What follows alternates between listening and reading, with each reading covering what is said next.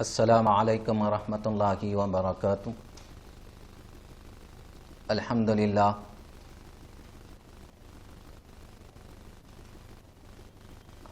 ہمارا یہ درس حدیث کا پروگرام ریاض الصالحین کا جاری و ساری ہے، اور باب الیقین و توکل چل رہا ہے، اور اس باب کی 8ویں حدیث ہے۔ پھر اس کے بعد ترجمہ اور تشریح ناظرین کے سامنے پیش کی جائے گی۔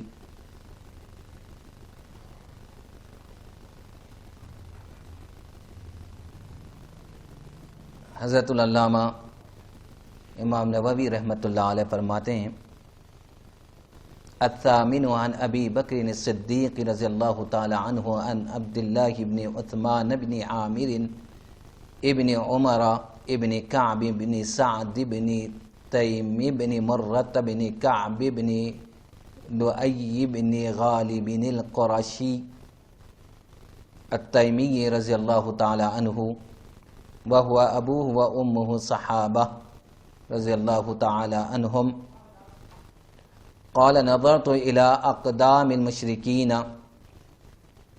ونحن في الغار وهم على رؤوسنا فقلت يا رسول الله لو ان احدهم نظر تحت قدميه لابصرنا، فقال ما ظنك يا ابا بكر باثنين الله ثالثهما، متفق علیہ۔ باب الیقین و توکل کی 8ویں حدیث مبارکہ ہے، جس کا ترجمہ حسب ذیل ہے۔ اس حدیث کے راوی حضرت سیدنا ابو بکر صدیق رضی اللہ تعالی عنہ، اور پورا آپ کا اسم شریف عبداللہ بن عثمان بن عامر بن عمر بن کعب بن سعد بن تیم بن مرہ بن کعب بن لؤی بن غالب القرشی التیمی سے روایت ہے۔ آپ اور آپ کے والدین صحابیت کے شرف سے مالا مال ہوئے۔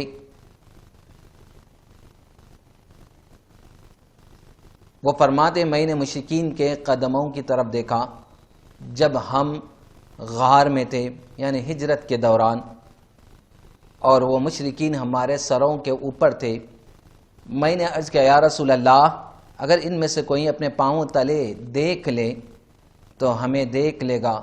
تو آپ صلی اللہ علیہ وسلم نے فرمایا، اے ابو بکر، ان دو لوگوں کے بارے میں تیرا کیا گمان ہے جن کے ساتھ تیسرا اللہ ہے؟ متفق علیہ روایت ہے۔ یہ حدیث مبارکہ کا ترجمہ ہوا۔ اس حدیث مبارکہ کی تشریح کی طرف ہم مائل اور متوجہ ہوں گے۔ اس حدیث کی شرح کرنے والے، تشریح بیان کرنے والے ناصر الدین ناصر المدنی الطاری حفظہ اللہ، جو ایک جامع اس حدیث مبارکہ کی کتاب کی جامع اور مکمل شرح انہوں نے قلم بند کی ہے، جو ناظرین کے لیے پیش کی جا رہی ہے۔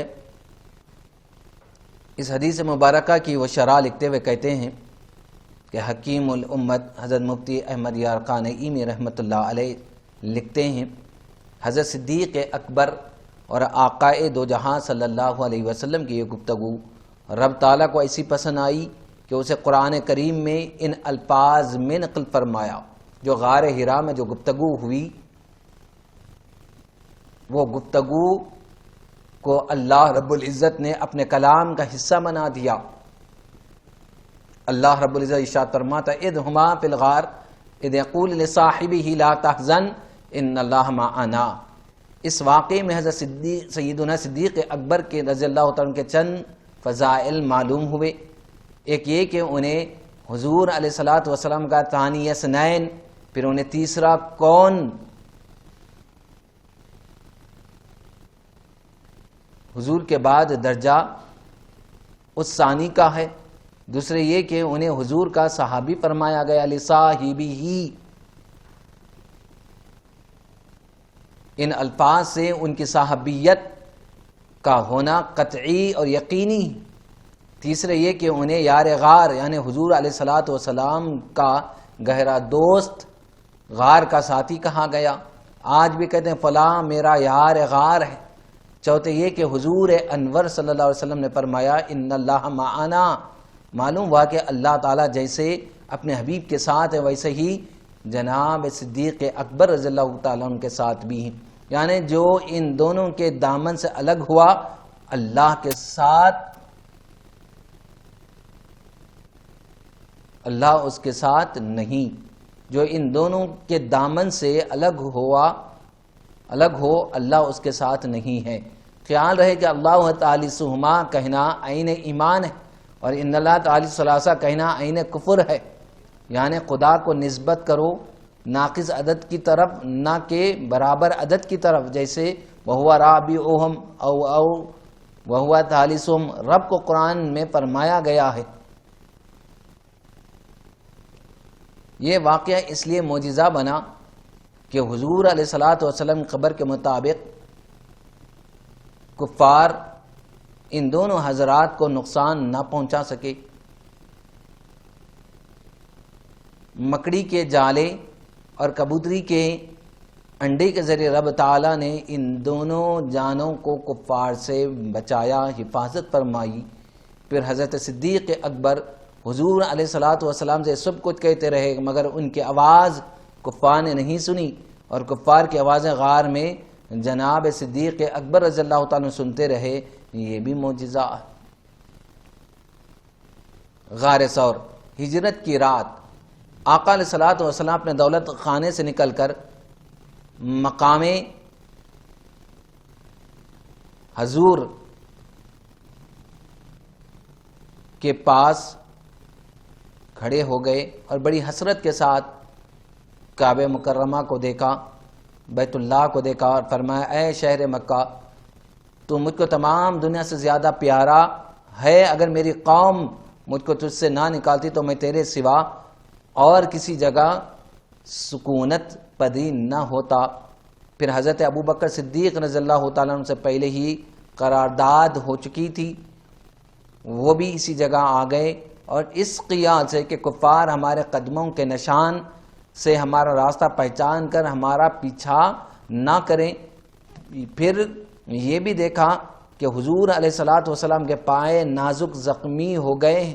حضرت ابوبکر صدیق رضی اللہ تعالیٰ نے اپنے آپ کو حضرت ابوبکر صدیق رضی اللہ تعالیٰ عنہ نے آپ کو اپنے کندھوں پر سوار کر لیا، اور اس طرح خاردار جھاڑیوں اور نوکدار پتھروں والی پہاڑیوں کو رونتے ہوئے اسی رات غار ثور پہنچے۔ تو یہ شرف، یہ منزلت آقا علیہ الصلوۃ والسلام کو، سید الانبیاء محمد رسول اللہ صلی اللہ علیہ وسلم کو اپنے کاندھوں پر سوار کرانے کا شرف یار غار امیر المومنین سیدنا صدیق اکبر رضی اللہ تعالی عنہ کو ملا۔ یہ شرف، یہ نیکی، یہ منزلت، یہ فضیلت کسی اور کو حاصل نہیں ہے سوائے سیدنا صدیق اکبر رضی اللہ تعالیٰ عنہ کے۔ حضرت ابوبکر صدیق رضی اللہ تعالیٰ عنہ پہلے خود غار میں داخل ہوئے اور اچھی طرح غار کی صفائی کی، اور اپنے کپڑوں کو پھاڑ پھاڑ کر غار کے تمام سوراخوں کو بند کیا۔ پھر حضور علیہ الصلوۃ والسلام غار کے اندر تشریف لے گئے، اور حضرت ابوبکر صدیق رضی اللہ تعالیٰ عنہ کی گود میں اپنا سر مبارک رکھ کر آرام کے لیے لیٹ گئے۔ حضرت ابوبکر صدیق رضی اللہ تعالیٰ نے ایک سوراخ کو اپنی ایڑی سے بند کر رکھا تھا۔ سوراخ کے اندر سے ایک سانپ نے بار بار یار غار کے پاؤں میں کاٹا، مگر جانثار نے، اس عاشق رسول نے اس خیال سے پاؤں نہیں ہٹایا کہ رحمت عالم صلی اللہ علیہ وسلم کے قاب راحت میں خلل نہ پڑ جائے۔ دیکھیں ادب سیدنا صدیق اکبر رضی اللہ تعالیٰ عنہ کا، کہ حرکت اور جنبش پیر کو کرنا گوارا نہیں کیا تاکہ آقا علیہ الصلوۃ والسلام کے نیند میں خلل نہ ہو جائے۔ کیا ادب، کیا لحاظ ادب کا تھا یہ سیدنا صدیق اکبر رضی اللہ تعالیٰ عنہ کا ادب. جان جاتی ہے چلی جائے، کیا سانپ ڈس جائے، زہر اس کا اثر کرتا ہے کر جائے، لیکن جانی وہ مالی فدا آقا علیہ الصلوۃ والسلام کے نیند میں خلل نہ ہونے پائے، مگر درد کی شدت سے یار غار کے آنسوں کی دھار کے چند قطرات سرور کائنات صلی اللہ علیہ وسلم کے رخسار پر نثار ہو گئے، جس سے رحمت عالم صلی اللہ علیہ وسلم بیدار ہو گئے اور اپنے یار غار کو روتا دیکھ کر بے قرار ہو گئے. پوچھا ابو بکر کیا ہوا، کیا چیز ہے آپ کو رلائی ہے؟ عرض کیا یا رسول اللہ مجھے سانپ نے کاٹ لیا ہے. یہ سن کر حضور علیہ الصلوۃ والسلام نے زخم پر اپنا لعاب دہن لگا دیا، اپنا تھوک لگا دیا، جس سے فوراً ہی سارا درد جاتا رہا اور زخم بھی اچھا ہو گیا. یہ آقا علیہ الصلوۃ والسلام کے تھوک کی برکتیں، حضور کے لعاب مبارک جس کو کہا جاتا ہے اس کی برکتیں. ایک لعاب مبارک کی یہ برکتیں، یہ فضیلتیں ہیں، اس کی کوئی برابری نہیں کر سکتا، تو سید الانبیاء صلی اللہ علیہ وسلم کی کیا برابری کا تصور کیا جا سکتا ہے. 3 رات آقا علیہ الصلوۃ والسلام اور حضرت ابو بکر صدیق رضی اللہ تعالیٰ عنہ اس غار میں رونق افروز رہے. کفار مکہ نے آپ کی تلاش میں مکے کا چپا چپا چھان مارا، یہاں تک کہ ڈھونڈتے ڈھونڈتے غار ثور تک پہنچ گئے، مگر غار کے منہ پر حفاظت خداوندی کا پہرا لگا ہوا تھا، یعنی غار کے منہ پر مکڑی نے جالا تن دیا تھا اور کنارے پر کبوتری نے انڈے دے رکھے تھے. یہ منظر دیکھ کر کافر آپس میں کہنے لگے اگر اس غار میں کوئی انسان موجود ہوتا تو نہ مکڑی جالا تنتی نہ کبوتری یہاں انڈے دیتی. کفار کے آہٹ پا کر حضرت ابو بکر صدیق رضی اللہ عنہ کچھ گھبرا گئے اور عرض کیا یا رسول اللہ اب ہمارے دشمن اس قدر قریب آ گئے ہیں کہ اگر وہ اپنے قدموں پر نظر ڈالیں تو ہم کو دیکھ لیں گے. حضور نے فرمایا لا تحزن ان اللہ معنا، اے ابو بکر گھبراؤ مت، بے شک اللہ ہمارے ساتھ ہے. پھر حضرت ابو بکر صدیق رضی اللہ تعالیٰ عنہ پر سکینہ اترا کہ وہ بالکل ہی مطمئن اور بے خوف ہو گئے، اور چوتھے دن یکم ربیع الاول دوشنبے کے روز حضور علیہ الصلوۃ والسلام غار سے باہر تشریف لائے اور مدینہ منورہ کو روانہ ہو گئے. التاسع، اس باب کی 90 حدیث امام نووی رحمۃ اللہ علیہ فرماتے ہیں التاسع عن ام المؤمنین ام سلمۃ واسمها ہند بنت ابی امیۃ حذیفۃ المخزومیۃ رضی اللہ تعالی عنہا ان نبی صلی اللہ تعالی علیہ وسلم کان اذا خرج من بیتہ قال بسم اللہ توکلت علی اللہ اللہم انی اعوذ بک ان اضل او اضل او ازل او ازل او اظلم او اظلم او اجہل او یجہل علی. حدیث صحیح رواہ ابو داود والترمذی وغیرہما بأسانید صحیحہ.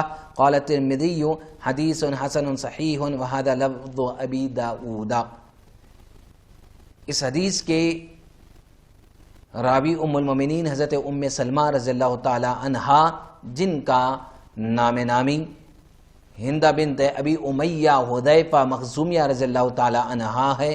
وہ فرماتی ہیں کہ آقا علیہ الصلوۃ والسلام جب گھر سے باہر نکلتے کہتے اللہ کے نام کے ساتھ میں نے اللہ تعالیٰ پر توکل کیا، اے اللہ میں تیرے ساتھ اس بات سے پناہ پکڑتا ہوں کہ میں گمراہ ہو جاؤں یا گمراہ کیا جاؤں، پھسلوں یا پھسلایا جاؤں، ظلم کروں یا ظلم کیا جاؤں، جاہل بنوں یا مجھ پر کوئی جاہل بنے، یعنی مجھ سے کوئی جاہلانہ سلوک کرے. یہ حدیث صحیح ہے جسے امام ترمذی ابو داود نے اپنے اسانید صحیحہ کے اندر یہ الفاظ کے ساتھ روایت کیا ہے، اور امام ترمذی نے یہ بھی کہا ہے کہ حدیث حسن صحیح ہے، اور یہ الفاظ حدیث ابو داود شریف کے ہیں. آئے اب اس حدیث مبارکہ کے ترجمے کے بعد تشریح اور تفصیل کی طرف ہم متوجہ ہوں گے. شارح حدیث فرماتے ہیں مفتی احمد یارقان ایمی رحمۃ اللہ علیہ اس حدیث کے تحت لکھتے ہیں حقوق العباد مارنا ظلم ہے، ضائع کرنا تلف کرنا حقوق العباد بندوں کے حقوق بڑی ظلم ہے، اور اللہ کے حقوق ضائع کرنا جہالت ہے. یعنی خدا یا نہ تو میں کسی کا حق ماروں نہ کوئی میرا حق مارے، نہ میں تیرے حقوق میں کوتاہی کروں نہ کوئی مجھ سے کوتاہی کرائے. اس جملے کی اور بہت تفسیریں ہیں. سلامتی دین اسی میں ہے، دین کی سلامتی اسی میں کہ انسان نہ ظالم ہو نہ مظلوم، نہ جاہل ہو نہ مجہول. جب تم اپنے گھر جانے کے لیے نکلو تو یاد رکھو کہ تم پر اللہ عز و جل کے کچھ حقوق ہے جن کی ادائیگی تم پر لازم ہے. انہی میں سے سکون وقار سے زندگی بسر کرنا اور اللہ تعالیٰ کی نیک و بد مخلوق کو نگاہ عبرت سے دیکھنا بھی ہے. اللہ تبارک و تعالی ارشاد فرماتا ہے وَتِلْكَ الْأَمْثَالُ نَضْرِبُهَا لِلنَّاسِ وَمَا يَعْقِلُهَا إِلَّا الْعَالِمُونَ. سورہ عنکبوت. یہ مثالیں ہم لوگوں کے لیے بیان فرماتے ہیں اور انہیں نہیں سمجھتے مگر علم والے. بہرحال حدیث مبارکہ میں آیا کہ گھر سے نکلو تو یہ دعا پڑھ کے نکلو اور یہ تصور کرو جیسے دنیا سے جا رہے ہو. گھر سے نکلو تو یہ خیال کرو جیسے دنیا سے جا رہے ہو. اپنی آنکھوں کو غفلت اور شہوت کی نگاہ سے بچاؤ. سلام میں پہل کرو اور کسی کے سلام کرنے پر اس کا جواب دے کر اسے عام کرو. جو تجھ سے سیدھی راہ چلنے پر مدد طلب کرے اس کی مدد کرو. بھلائی کا حکم دو اور برائی سے منع کرو، روکو. اگر تم شرعی طور پر اس کے اہل ہو اور گمراہوں کو سیدھی راہ دکھاؤ. حضرت سیدنا ابو ہریرہ رضی اللہ تعالیٰ عنہ سے روایت ہے کہ نور کے پیکر آقا علیہ الصلوۃ والسلام نے فرمایا ایک شخص کسی راستے سے گزر رہا تھا. اس نے اس راستے پر ایک کانٹے دار شاخ کو پایا تو اسے راستے سے ہٹا دیا. اللہ عز و جل کو اس شخص کا یہ عمل اتنا پسند آیا، اس بندے کی اس عمل کی وجہ سے مغفرت فرما دی.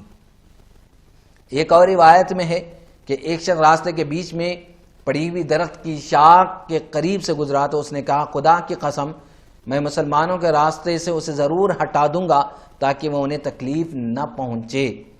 تو اسے جنت میں داخل کر دیا گیا. محض ایک معمولی نیکی جو اس نے کی ہے خلق خدا، مخلوق خدا کی تکلیف اور راہ کو دور کرنے اور راحت پہنچانے کی غرض سے، تو اللہ رب العزت نے اسی عمل کو اس کے پسند فرمایا اور اسے جنت میں داخل بھی فرما دیا. ایک روایت میں کہ میں نے ایک شخص کو جنت میں ایک درخت میں تصرف کرتے ہوئے دیکھا جسے اس نے راستے کے بیچ راستے سے اس لیے کاٹ دیا تھا کہ وہ مسلمانوں کو ایذا دے رہا تھا، یعنی تکلیف بن رہا تھا مسلمانوں کے لیے. تو اس درخت کو اس نے کاٹا تو اللہ رب العزت نے جنت میں اسے جزا عطا فرمائی. راستے سے تکلیف دہ چیزوں کو دور کرنا یہ بھی ایک ایمان کی علامت ہے. ایک روایت میں کہ ایک شخص نے کبھی کوئی نیک عمل نہیں کیا تھا، راستے سے کانٹے دار شاخ کو ہٹا دیا یا وہ کسی درخت کی شاخ تھی تو اس نے اسے کاٹ دیا، پھر وہ راستے میں پڑی ہوئی تھی اور اس نے اسے راستے سے ہٹا دیا، تو اللہ عز و جل کو اس کا یہ عمل پسند آیا اور اللہ نے اس کی مغفرت فرما دی. یہ روایت ابو داؤد میں آئی ہے کتاب الادب.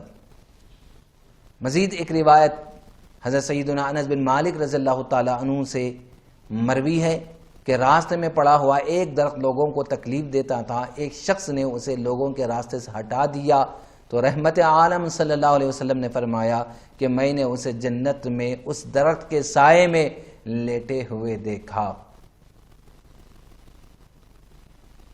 تو بہرحال راستے سے تکلیف دہ چیزوں کو ہٹانا اور لوگوں کو راحتوں کا خیال کرنا یہ بڑی سعادت کی بات ہے، بڑی نیکی کی بات ہے اور اللہ رب العزت کے یہاں اس کی بہترین جزا ہے. العاشر.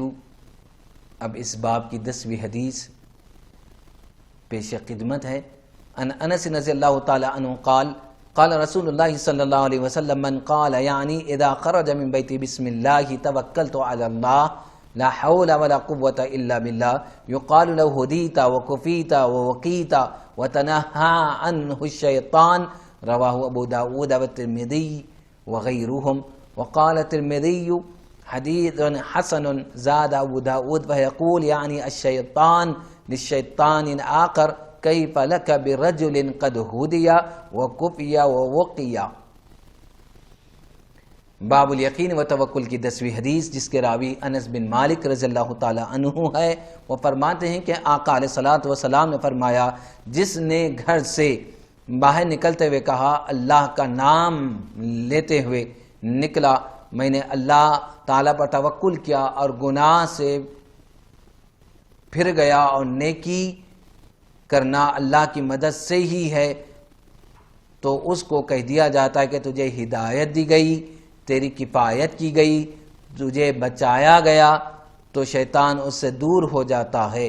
اسے ابو داود اور ترمذی وغیرہ نے روایت کیا ہے، اور امام ترمذی نے یہ کہا ہے کہ حدیث حسن صحیح ہے۔ ابو داود کا یہ اضافہ ہے ان کی روایت میں کہ ایک شیطان دوسرے شیطان سے کہتا ہے، تو ایسے شخص کو کیسے گمراہ کرے گا؟ جو ہدایت دیا گیا، اسے کفایت کی گئی، اسے بچایا گیا۔ آئے اس حدیث کے ترجمے کے بعد تشریح کی طرف ہم متوجہ ہوتے ہیں۔ تو گھر سے نکلتے وقت پڑھی جانے والی دعائیں احادیث مبارکہ میں ذکر کی گئی ہے، اور نکلنے کے آداب بیان کیے گئے ہیں، اور جو دعائیں اوصاف جو پڑھنے کے لیے کہا گیا ہے اس کی اہمیت کو جانیں اور اس کی فضیلت کو اپنے ذہنوں میں بٹھائیں، تاکہ ہم بھی اجر و ثواب سے، کثیر اجر و ثواب سے ہم مالا مال ہوتے رہیں۔ حضرت سیدنا انس رضی اللہ تعالی عنہ سے روایت ہے کہ آقا علیہ الصلوۃ والسلام نے فرمایا جب آدمی گھر سے نکلتے وقت بسم اللہ توکلت علی اللہ لا حول ولا قوة الا باللہ کہتا ہے، تو اس سے کہا جاتا ہے کہ یہ تیرے لیے کافی ہے، تجھے ہدایت دی گئی ہے اور تیری کفایت کی گئی ہے، تو بچ گیا اور شیطان اس سے دور ہو جاتا۔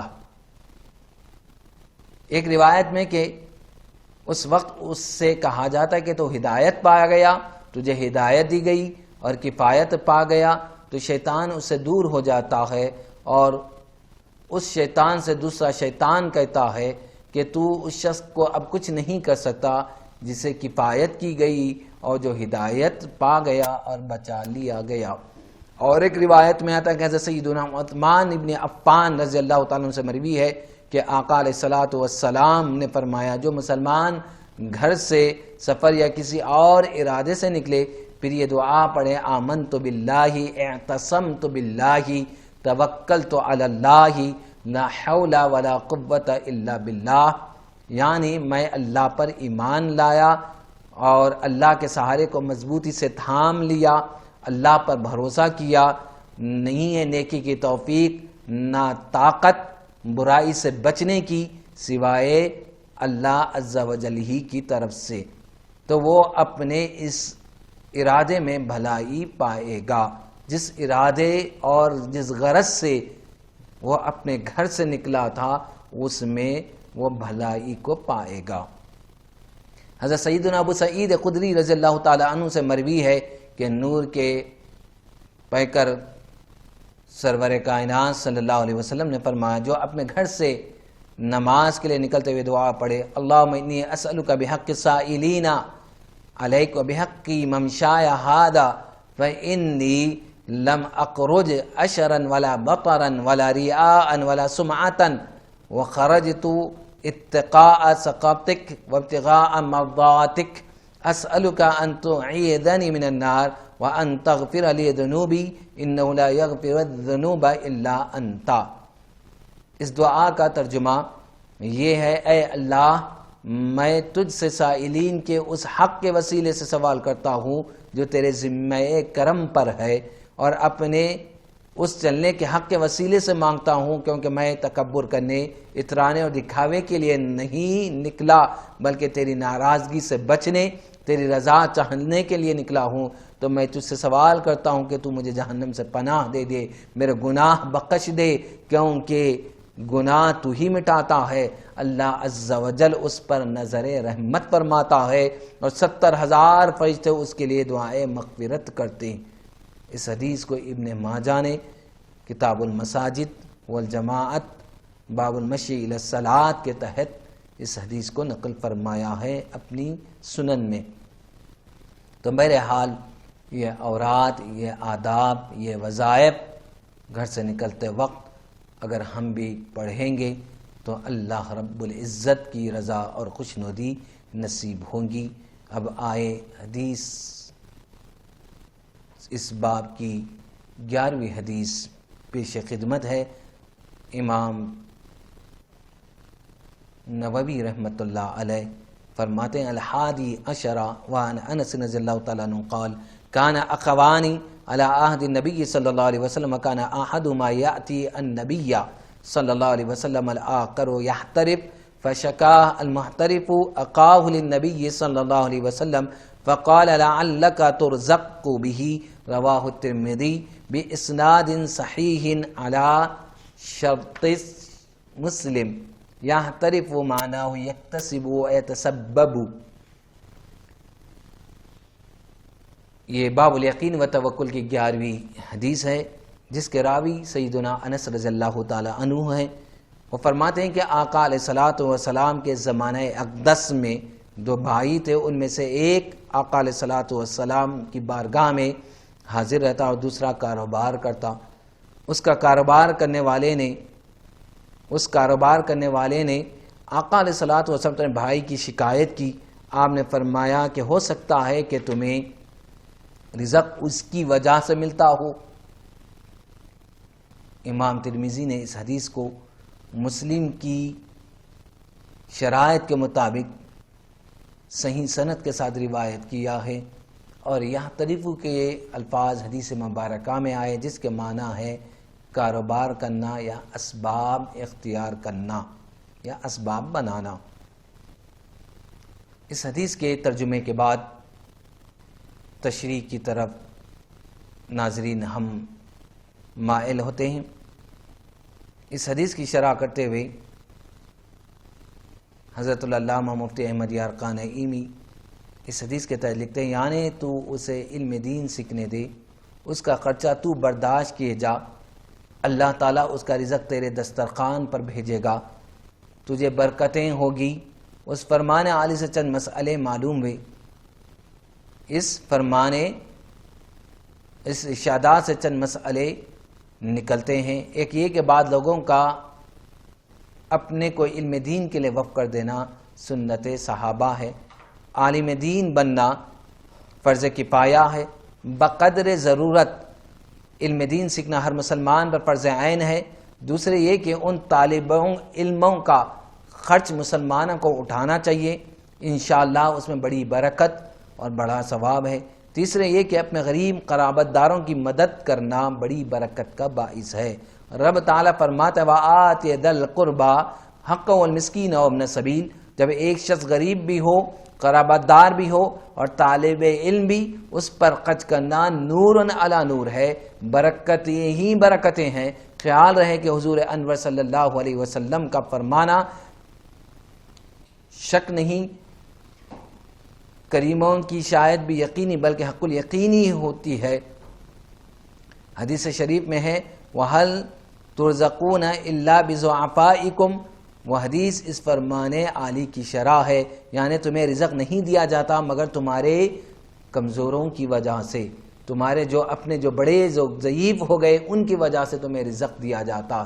تو برکتیں علماء کی وجہ سے ہیں، طالب علموں کی وجہ سے ہے، حفاظ قرآن کی وجہ سے گھروں میں معیشتوں میں برکتیں ہی برکتیں۔ فرض عین، فرض کفایہ، محمود اور مذموم علوم کا بیان۔ اللہ کے پیارے حبیب صلی اللہ علیہ وسلم کا فرمان عالی شان ہے طلب العلم فریضۃ علی کل مسلم، ہر مسلمان پر علم کا حاصل کرنا فرض ہے۔ یہ سنن ابن ماجہ کتاب السنہ باب فضل العلماء وغیرہ میں حدیث مبارکہ آئی ہے۔ ہر بالغ مسلمان پر صرف کلمہ توحید و رسالت کی شہادت اور اس کا معنی مفہوم سمجھنا ضروری ہے، اس کے احکام کو دلائل کے ساتھ جاننا لازمی نہیں، پس بغیر شک و شبے کے اس کا اعتقاد رکھنا ہی کافی ہے، اگرچہ یہ بات تقلید سے حاصل ہو۔ عرب کے ان پڑھ جب اسلام قبول کرتے تو حضور علیہ الصلوۃ والسلام ان کے ساتھ ایسا ہی معاملہ فرماتے، پھر وہ مستقل طور پر پیش آنے والے احکام الہی کو سیکھنے میں مشغول ہو جاتے، جیسے نماز، روزہ۔ پس نماز فرض ہونے کی عمر میں وہ نماز سیکھتے اور فرض ہونے سے پہلے اس کے لیے تیار ہو جاتے، اور اسی طرح روزہ ہے۔ مسلمان ہونے کے بعد سال گزرنے تک اگر وہ اتنے مال کا مالک رہتا جس پر زکوٰۃ فرض ہے تو اس پر زکوٰۃ کا علم حاصل کرنا فرض ہے اور اسے بقدر ضرورت سیکھنا فرض ہے۔ اسی طرح حج کے فرض ہونے سے آگاہ ہونا بھی ضروری ہے، لیکن جس طرح فوراً حج ادا کرنا ضروری نہیں، اسی طرح حج کا علم سیکھنا بھی فوراً ضروری نہیں، اور پھر بقدر حاجت ان چیزوں کا علم حاصل کرنا بھی واجب ہے جو گناہوں کے ترک سے متعلق ہو، یعنی جو گناہوں کے چھوڑنے کے متعلق جو مسائل ہے ان کو بھی سیکھنا اور اس کا علم بھی سیکھنا ضروری ہے۔ پھر اگر اسے اپنے اعتقادات میں یعنی عقیدے میں شک ہو تو اتنا علم حاصل کرنا اور غور و فکر کرنا ضروری ہے جس سے اس کا شک دور ہو جائے۔ اسی طرح اس علم کا حاصل کرنا بھی فرض ہے جس سے ہلاکت میں ڈالنے والی چیزوں سے نجات حاصل ہو اور درجات میں بلندی ہو۔ اس کے علاوہ دیگر علوم کا سیکھنا فرض کفایہ ہے، فرض عین نہیں۔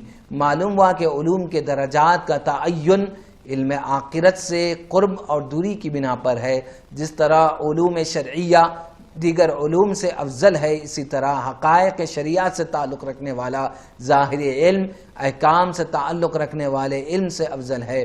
پس فقیہ ظاہری طور پر احکام کے صحیح و غلط ہونے کے متعلق بتاتا ہے، جبکہ ایک علم اس کے علاوہ ہے جو عبادت کے قبول ہونے یا رد کیے جانے کی وضاحت کرتا ہے، اور وہ صوفیاء کرام کا علم ہے۔ راہ علم کی مشقتوں میں صبر پر انعام و اکرام جو اللہ کی جانب سے دیا جاتا ہے، اس بارے میں کچھ مزید تفصیل بیان کی جا رہی ہے۔ حضرت سیدنا ابو الحسن فقیہ صفار رحمۃ اللہ علیہ فرماتے ہیں، ہم مشہور محدث حضرت سیدنا حسن بن سفیان النسوی رحمۃ اللہ علیہ کی خدمت بابرکت میں رہا کرتے تھے۔ آپ کی علمیت کا ڈنکا ملک بھر میں بج رہا تھا۔ لوگ تحصیل علم کے لیے دور دراز سے سفر کر کے آپ کی خدمت میں حاضر ہوتے اور آپ سے احادیث سن کر لکھ لیتے۔ الغرض آپ اپنے دور کے مشہور و معروف محدث اور فقیہ تھے، اور آپ کے کاشانہ اطہر پر طالب علموں کا ہجوم لگا رہتا، اور آپ ان علم دین کے متوالوں کو یعنی طلبگاروں کو احادیث مبارکہ لکھواتے اور انہیں فقہ کے مسائل سے آگاہ کرتے۔ ایک مرتبہ جب ہم آپ کی مجلس علم میں حاضر ہوئے تو آپ نے حدیث لکھوانے کی بجائے لوگوں سے فرمایا، پہلے آج تم لوگ توجہ سے میری بات سنو، اس کے بعد تمہیں حدیث لکھواؤں گا۔ تمام لوگ بڑی توجہ سے آپ کی بات سننے لگے، اور آپ نے فرمایا، اے علم دین کے علم سیکھنے کے لیے دور دراز سے سفر کی صعوبتیں اور تکالیف جھیل کر آنے والوں، بے شک میں جانتا ہوں کہ تم خوب ناز و نعم میں پلے ہو اور اہل فضیلت میں سے ہو۔ تم نے دین کی خاطر اپنے اہل و عیال اور وطنوں کو چھوڑا، یقیناً یہ تمہاری بڑی قربانی ہے، لیکن خبردار تمہارے دل میں یہ ہرگز خیال نہ آئے کہ تم نے جو سفر کی مشقتیں اور تکالیف برداشت کی ہے اور حصول علم دین کے لیے اپنے اہل و عیال سے دوری اختیار کی ہے اور بہت سی خواہشوں کو اپنے قربان کیا ہے، مگر ان تمام مشکلات پر صبر کر کے تم نے علم دین سیکھنے کا حق ادا نہیں کیا، کیونکہ تمہاری تکلیفیں دین کی راہ میں بہت کم ہے۔ آؤ میں تمہیں اپنے زمانے طالب علم کی کچھ تکالیف سناتا ہوں تاکہ تمہیں بھی تکالیف پر صبر کرنے کی ہمت اور رغبت ملے۔ سنو، جب مجھے علم دین سیکھنے کا شوق ہوا تو اس وقت میں عالم شباب میں تھا، میری شدید خواہش تھی کہ میں حدیث و فقہ کا علم حاصل کروں۔ چنانچہ ہم چند دوست حصول علم دین کے لیے مصر کی طرف روانہ ہوئے اور ہم نے ایسے اساتذہ اور محدثین کی تلاش شروع کر دی جو اپنے دور کے سب سے زیادہ ماہر حدیث اور سب سے بڑے فقیہ اور حافظ الحدیث ہو۔ بڑی تلاشی کے بعد ہم اس زمانے کے سب سے بڑے محدث کے پاس پہنچے۔ وہ ہمیں روزانہ بہت کم تعداد میں احادیث املا کرواتے، یعنی ڈکٹیٹ کراتے، لکھواتے۔ وقت گزرتا رہا یہاں تک کہ مدت طویل ہو گئی اور ہمارا ساتھ لایا ہوا نان نقہ بھی ختم ہونے لگا۔ جب سب کھانا وغیرہ ختم ہو گیا تو ہم نے اپنے زائد کپڑے اور چادریں وغیرہ فروخت کی بیچ دیا اور کچھ کھانا وغیرہ خریدا۔ پھر جب وہ بھی ختم ہو گیا تو فاقوں کی نوبت آ گئی۔ ہم سب دوست ایک مسجد میں رہا کرتے تھے، کوئی ہماری مشقتوں اور تکالیف سے واقف نہ تھا، نہ ہی ہم نے کبھی اپنی تنگ دستی اور غربت کی کسی سے شکایت کی۔ ہم صبر و شکر سے علم دین حاصل کرتے رہے۔ اب ہمارے پاس کھانے کو کچھ بھی نہ رہا۔ بالآخر ہم نے 3 دن 3 راتیں بھوک کی حالت میں گزار دی۔ ہماری کمزوری اتنی بڑھ گئی کہ ہم حرکت بھی نہ کر سکتے تھے۔ چوتھے دن بھوک کی وجہ سے ہماری حالت بہت خراب تھی۔ ہم نے سوچا کہ اب ہم اسی حالت کو پہنچ چکے ہیں، ہمیں سوال کرنا جائز ہے، کیوں نہ ہم لوگوں سے اپنی حاجت بیان کریں تاکہ ہمیں کچھ کھانے کو مل جائے۔ لیکن ہماری خودداری اور عزت نفس نے ہمیں اس پر آمادہ نہ ہونے دیا۔ ہم لوگوں کے سامنے ہاتھ پھیلائے، اپنی پریشانی ان پر ظاہر کرے۔ ہم میں سے ہر شخص اس بات سے انکار کرنے لگا کہ وہ لوگوں کے سامنے ہاتھ پھیلائے، لیکن حالت ایسی تھی کہ ہم سب قریب المرگ تھے، قریب الموت تھے اور مجبور ہو گئے تھے۔ چنانچہ طے پایا کہ ہم قرعہ ڈالتے، جس کا نام آ گیا وہی سب کے لیے لوگوں سے کھانا طلب کرے گا تاکہ ہم اپنی بھوک ختم کر سکیں۔ جب سب کے نام لکھ کر قرعہ ڈالا گیا تو قرعہ میرے نام نکلا۔ چنانچہ میں بادل ناقاستہ لوگوں سے اپنی حاجت بیان کرنے کے لیے تیار ہو گیا، لیکن میری غیرت اس بات کی اجازت نہ دے رہی تھی۔ پس میں عزت نفس کی وجہ سے لوگوں کے پاس مانگنے کے لیے نہ جا سکا اور میں نے مسجد کے کونے میں جا کر نماز پڑھنا شروع کر دی اور بہت طویل 2 رکعت نماز پڑھی۔ میں اللہ عز و جل سے اس کے پاکیزہ اور بابرکت ناموں کے وسیلے سے دعا کی وہ ہم سے اس پریشانی اور تکلیف کو دور کر دے اور ہمیں اپنے علاوہ کسی کا محتاج نہ بنائے۔ ابھی میں دعا سے فارغ بن نہ ہوا تھا کہ مسجد میں ایک حسین و جمیل نوجوان داخل ہوا۔ اس نے نہایت عمدہ کپڑے پہنے تھے، اس کے ساتھ ایک خادم تھا جس کے ہاتھ میں رومال تھا۔ اس نوجوان نے مسجد میں داخل ہوتے ہی پوچھا، تم میں سے حسن بن سفیان کون ہے؟ یہ سن کر میں نے سجدے سے سر اٹھایا، میرا نام حسن بن سفیان ہے، تمہیں مجھ سے کیا کام ہے؟ وہ نوجوان بولا، ہمارے شہر کے حاکم طولو نے تمہیں سلام بھیجا ہے، وہ اس بات پر معذرت کہا کہ تم ایسی سخت تکلیف میں ہو اور اسے معلوم ہی نہیں کہ تمہاری حالت فاقوں تک پہنچ چکی ہے۔ ہمارا حاکم اپنی اس کوتاہی پر آپ لوگوں سے معافی کا قاصدگار و طلبگار ہے، اس نے آپ کے لیے کھانا بھجوایا ہے، کل وہ خود آپ لوگوں کی خدمت میں حاضر ہو کر معذرت کرے گا، براہ کرم آپ یہ کھانا قبول فرما لے۔ پھر اس نوجوان نے کھانا اور کچھ تھیلیاں ہمارے سامنے رکھی جن میں ہم سب احباب کے لیے 100 دینار تھے۔ ہم سب یہ دیکھ کر بہت حیران ہوئے۔ میں نے اس نوجوان سے کہا، یہ سب کیا قصہ ہے؟ تمہارے حاکم کو ہمارے بارے میں کسی نے خبر دی؟ تو وہ نوجوان کہنے لگا، میں اپنے حاکم کا خادم خاص ہوں۔ آج صبح جب میں اس کی محفل میں گیا تو اس کے پاس اور بھی بہت سارے خدام اور درباری موجود تھے۔ کچھ دیر بعد ہمارے حاکم طولو نے کہا، میں کچھ دیر خلوت چاہتا ہوں، لہٰذا تم سب یہاں سے چلے جاؤ۔ چنانچہ ہم سب اسے تنہا چھوڑ کر اپنے اپنے گھروں کی طرف پلٹ گئے۔ میں گھر پہنچا، ابھی میں بیٹھا بھی نہ تھا کہ امیر طولو کا قاصد میرے پاس آیا۔ اس نے آتے ہی کہا، تمہیں امیر طولو بلا رہے ہیں، جتنا جلدی ہو سکے ان کی بارگاہ میں حاضر ہو جاؤ۔ میں بہت حیران ہوا، ابھی تو وہاں سے آیا ہوں، پھر ایسی کیا بات ہو گئی کہ مجھے طلب کیا گیا ہے؟ بہرحال میں جلدی سے حاضر دربار ہوا۔ جب میں اس کے کمرے میں پہنچا تو دیکھا کہ وہ اکیلا ہی کمرے موجود ہے۔ اس نے اپنا دایاں ہاتھ اپنے پہلو پر رکھا ہوا ہے اور شدید تکلیف کی حالت میں ہے۔ امیر طولو کے پہلو میں شدید درد ہو رہا تھا۔ جیسے ہی میں ان کے پاس پہنچا تو وہ مجھ سے کہنے لگے، کیا تم حسن بن سفیان اور ان کے رفیق کے طلباء کو جانتے ہو؟ میں نے عرض کیا کہ نہیں۔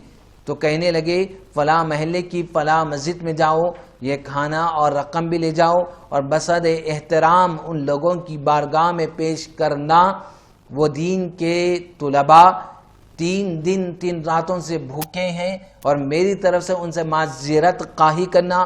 میں ان کی حالت سے ناواقف رہا، حالانکہ وہ میرے شہر میں مقیم تھے۔ میں اپنی اس حرکت پر بہت شرمندہ ہوں، کل میں خود ان کی بارگاہ میں حاضر ہو کر معافی مانگوں گا۔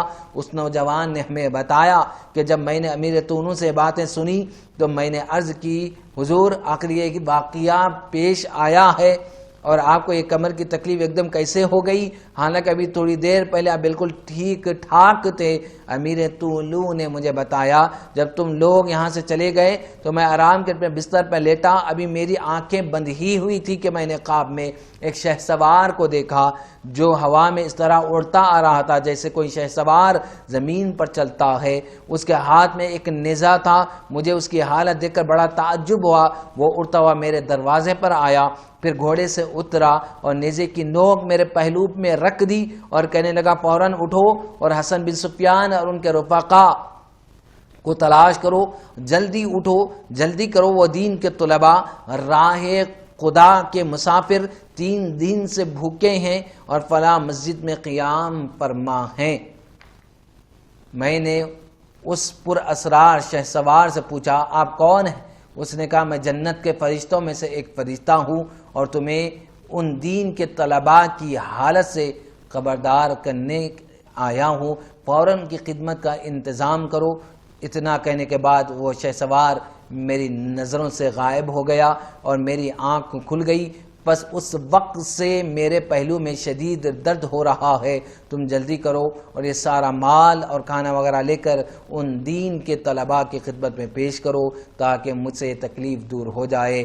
حضرت سیدنا حسن بن سفیان رحمۃ اللہ علیہ فرماتے اس نوجوان سے باتیں سن کر ہم سب بڑے حیران ہوئے اور اللہ عز و جل کا شکر ادا کیا۔ اس رحیم و کریم مالک کی عطا پر سر بسجود ہو گئے۔ پھر ہم سب دوستوں نے فیصلہ کیا ابھی رات ہی کو ہمیں اس جگہ سے کوچ کر جانا چاہیے، ورنہ ہمارا واقعہ لوگوں میں مشہور ہو جائے گا اور حاکم شہر ہماری حالت سے واقف ہو کر ہمارا ادب و احترام کرے گا۔ اس طرح لوگوں میں ہماری نیک نامی ہو جائے گی، ہو سکتا ہے پھر ہم ریاکاری اور تکبر کی آفت میں مبتلا ہو جائے۔ ہمیں لوگوں سے عزت افزائی نہیں چاہیے، ہمیں تو اپنے رب کی خوشنودی چاہیے۔ ہم اپنا عمل صرف اپنے مالک حقیقی کے لیے ہی کرنا چاہتے ہیں، لوگوں کے لیے ہم عمل کرتے نہیں، اور نہ ہی ہمیں یہ بات پسند ہے کہ ہمارے اعمال سے لوگ واقف ہو۔ چنانچہ ہم سب دوستوں نے راتوں رات وہاں سے سفر کیا، اس علاقے کو خیر آباد کہا، چھوڑ دیا اور ہم مختلف علاقوں میں چلے گئے۔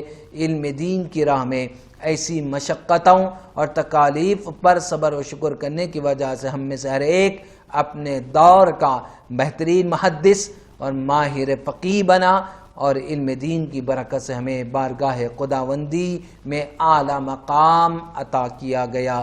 الحمدللہ رب العالمین حمدن کثیرا طیبا مبارکا فیہ۔ پھر جب صبح امیر طولو اس محلے میں آیا اور اسے معلوم ہوا کہ ہم یہاں سے جا چکے ہیں تو اس نے اس تمام محلے کو خریدا اور وہاں ایک بہت بڑا جامعہ بنوا کر اسے ایسے طالب علموں کے لیے واقف کر دیا جو وہاں دین کا علم سیکھیں۔ پھر اس نے تمام طلباء کی خوراک اور غذا اور دیگر ضروریات اپنے ذمے لے لی اور سب کی کفالت خود ہی کرنے لگا تاکہ آئندہ کسی طالب علم کو کبھی ایسی پریشانی لاحق نہ ہو جیسے ہمیں ہوئی تھی۔ ہمیں جو سعادتیں ملی وہ سب کچھ علم دین کی برکتیں اور ہمارے یقین کامل کا نتیجہ تھی۔